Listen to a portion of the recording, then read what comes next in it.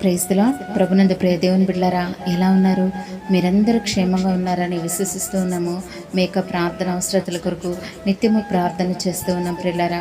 మరి ఈ యొక్క ఉదయకాల సమయం ముందు వాక్యధనము ప్రార్థనతో ఈ దినాన్ని ప్రారంభించారా? ఆ రీతిగా ప్రారంభించిన మీకు దేవుడు యొక్క దినదివెనలతో నింపబోతూ ఉన్నాడు. మరి ఈ యొక్క ఉదయకాల సమయం ముందు మనం పొందుకోబోతున్న వాగ్దానము లేఖన భాగం చదువుకున్నాము. జెఫన్యా గ్రంథము 3వ అధ్యాయము 20వ వాక్యము.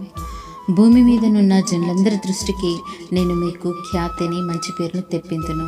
ఆమేన్. దేవుని మనకి మహిమ కలుగును గాక.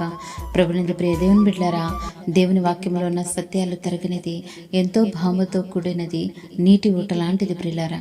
మరి నీటి ఊటలో ఎంతో నీరుని ఏ రీతిగా చేదుకుంటామో దేవుని ఆశీర్వాదాలన్నీ కూడా ఒక్కొక్కటి మనకు అనుగ్రహిస్తూ ఉంటారు ప్రియులారా. ఈ యొక్క వాగ్దానంలో హిజ్కియా రాజవంశం నుండి వచ్చిన అసాధారణమైన ప్రవక్త జెఫన్యా గారి ద్వారా ప్రభు సెలవిస్తున్న మాటను మనం ఈ దినం వాగ్దానంగా పొందుకుంటూ ఉన్నాం, ధ్యానిస్తూ ఉన్నాం ప్రియులారా. దేవుడు మనకేమిస్తానని వాగ్దానం చేస్తూ ఉన్నారు. ఖ్యాతిని, మంచి పేరుని ఇస్తానంటూ ఉన్నారు. మరి మన ద్వారా మేలు పొంది మనకే కీడు తలపెట్టేవారు, మన పేరును, మన సాక్ష్యాన్ని పాడు చేసేవారు ఎందరో మన చుట్టూతో మనతోనే ఉన్నారు ప్రియులారా. అయితే సర్వశక్తిమంతుడు మనకు అండగా ఉన్నాడు గనుక అలాంటి వారికి మనము భయపడక ప్రభు ఇచ్చు వాగ్దానంపై నమ్మిక ఉంచి ప్రభు వైపు చూస్తే నీకు ఖ్యాతిని, మంచి పేరును ఆ ప్రభు కలుగు చేస్తానని అంటూ ఉన్నారు ప్రియులారా. ఆమేన్.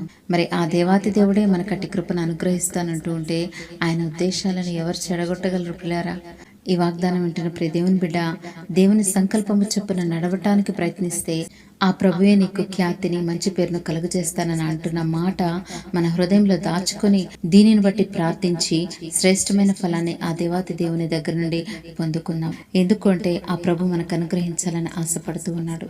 అటు సర్వశక్తిమంతుడు దేవుని సహవాసము మనకు తోడుగా ఉండి ఈ భూమిపైనే మంచి పేరు, ఖ్యాతి చేత దీవించబడి ఆ ప్రభువుతో పరలోకంలో ఆనందింతుముగాక.